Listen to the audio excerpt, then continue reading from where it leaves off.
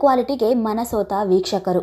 ಈ ವಾರದ TRP list ಇಲ್ಲಿದೆ ನೋಡಿ. ಧಾರಾವಾಹಿ ಟಿಆರ್ಪಿ ಲಿಸ್ಟ್ ಬಿಡುಗಡೆ ಆಗಿದೆ. ಕರ್ಣನ ಹವಾ ಮುಂದುವರೆದಿದ್ದು ಕಲರ್ಸ್ ನಲ್ಲಿ ಬದಲಾವಣೆಯ ಗಾಳಿ ಬೀಸಿದೆ. ಹೌದು, ಕನ್ನಡ ಕಿರುತೆರೆಯ ಸೀರಿಯಲ್ಗಳ ಲೆಕ್ಕಾಚಾರ ಹಾಗೂ ಹಗ್ಗ ಜಗ್ಗಾಟ ವಾರದಿಂದ ವಾರಕ್ಕೆ ಏರುಪೇರು ಆಗ್ತಾನೆ ಇರುತ್ತೆ. ಯಾವ ಧಾರಾವಾಹಿಗಳನ್ನ ವೀಕ್ಷಕರು ನೋಡಿ ಹಾರೈಸಿದ್ದಾರೆ ಎಂದು ಟಿಆರ್ಪಿ ಮೂಲಕ ತಿಳಿಯಲಿದೆ.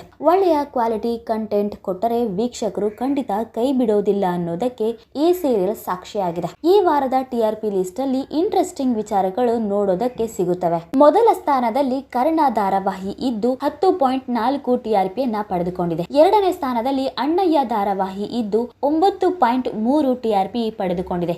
ಇನ್ನು ಮೂರನೇ ಸ್ಥಾನದಲ್ಲಿ ಲಕ್ಷ್ಮೀ ನಿವಾಸ 9 ಟಿಆರ್ಪಿಯನ್ನ ಪಡೆದುಕೊಂಡಿದೆ. ನಾಲ್ಕನೇ ಸ್ಥಾನದಲ್ಲಿ ನಾನಿನ್ನ ಬಿಡಲಾರೆ ಧಾರಾವಾಹಿ 8.9 ಟಿಆರ್ಪಿ ಪಡೆದುಕೊಂಡಿದೆ. ಇನ್ನು ಐದನೇ ಸ್ಥಾನದಲ್ಲಿ ಅಮೃತಧಾರೆ 8.8. ಇನ್ನು ಆರನೇ ಸ್ಥಾನದಲ್ಲಿ ಶ್ರಾವಣಿ ಸುಬ್ರಹ್ಮಣ್ಯ 8.6 ಟಿಆರ್ಪಿಯನ್ನ ಪಡೆದುಕೊಂಡಿದೆ. ಇನ್ನು ಏಳನೇ ಸ್ಥಾನದಲ್ಲಿ ಬ್ರಹ್ಮಗಂಟು 7.2 ಟಿಆರ್ಪಿಯನ್ನ ಪಡೆದುಕೊಂಡಿದೆ. ಇನ್ನು ಎಂಟನೇ ಸ್ಥಾನದಲ್ಲಿ ನಿನ್ನ ಜೊತೆ ನನ್ನ ಕತೆ 5.2 ಟಿಆರ್ಪಿಯನ್ನ ಪಡೆದುಕೊಂಡಿದೆ. ಒಂಬತ್ತನೇ ಸ್ಥಾನದಲ್ಲಿ ಪುಟ್ಟಕ್ಕನ ಮಕ್ಕಳು 5.1 ಟಿಆರ್ಪಿಯನ್ನ ಪಡೆದುಕೊಂಡಿದೆ. ಇನ್ನು ಹತ್ತನೇ ಸ್ಥಾನದಲ್ಲಿ ನಂದಗೋಕುಲ ಧಾರಾವಾಹಿ ಇದ್ದು 4.9 ಟಿಆರ್ಪಿಯನ್ನ ಪಡೆದುಕೊಂಡಿದೆ. ಕಲರ್ಸ್ ಕನ್ನಡದಲ್ಲಿ ಬದಲಾವಣೆಯ ಗಾಳಿ ಅಂದರೆ ತೆರೆಗೆ ಬಂದ ಕೆಲವೇ ದಿನಗಳಲ್ಲಿ ಟಾಪ್ ಸ್ಥಾನಕ್ಕೇರಿದ ನಂದಗೋಕುಲ, ಕೇಶವ ಹಾಗೂ ಮೀನಾ ಮದುವೆ ಸಂಚಿಕೆಗಳು ವರ್ಕೌಟ್ ಆಗಿದ್ದು ನಿಧಾನಕ್ಕೆ ವೀಕ್ಷಕರಿಗೆ ಹತ್ತಿರವಾಗ್ತಿದೆ ಈ ಧಾರಾವಾಹಿ. ಇನ್ನು ರಿಯಾಲಿಟಿ ಶೋಗಳಿಗೆ ಬರೋದಾದ್ರೆ ಮಹಾನಟಿ 7.9 ಟಿಆರ್ಪಿಯನ್ನ ಪಡೆದುಕೊಂಡಿದೆ. ಭರ್ಜರಿ ಬ್ಯಾಚುಲರ್ಸ್ 7.3